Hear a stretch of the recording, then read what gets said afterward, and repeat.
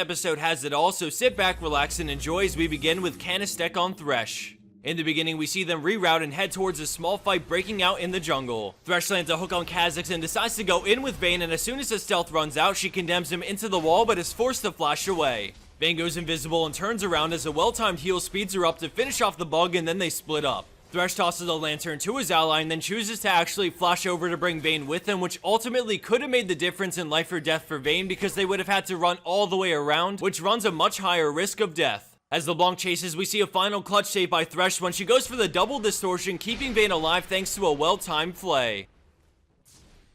Storming her way into her number 4 spot, we have Temur on Janna with a beastly play to defend her teammates from death. Right off the bat, we see the friendly Pantheon come around back and flash over the binding into a kill on MF, but now he's in a weird spot and Temur wants to back him up. Knowing the enemy jungler must be close by, she groups up with Pantheon as he jumps onto Morgana, forcing her to flash away. She turns with a binding and her ultimate as the enemy Lee Sin comes in to finish off Pantheon. He goes for the execute, but she springs into action with a beautiful flash monsoon to push him maximum distance away. Lee Sin's Q comes back up and he goes in, but another well-timed tornado shuts him down a second time in a row as everyone backs away for now. As the remainder of this plays on, they eventually pick up a second kill in this play, but I wanted to say something before moving on to the number 3 spot. To be honest, this play and the next one are both beautiful in their own ways, and it was really hard to put them in order, so please take what spot these plays got with a grain of salt.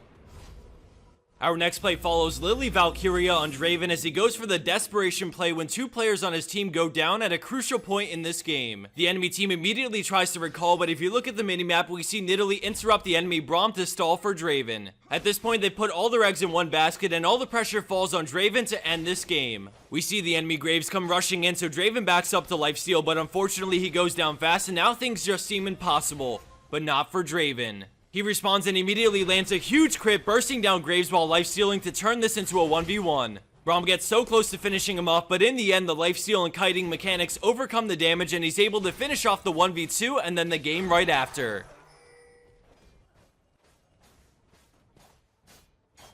Blasting his way into our number 2 spot, we have Angry Chinny playing in a Diamond Elo game on Ziggs. After a failed tower dive, the friendly blue team is put in a terrible position as multiple players from both teams show up to bot lane. Ziggs comes in from the river and gets on Nidalee, dealing a ton of damage and forcing her to run towards her team. Since the enemy team is grouped up, he ults to finish off Nidalee while AoEing down more of his opponents. With 3 players on red team low, he moves in and flash ignites into an auto and Q on all 3, which is just enough damage to bring them all down. Afterwards, he turns to Jackson with the rest of his team. They finish him off, followed right after by 2 towers in the bot lane.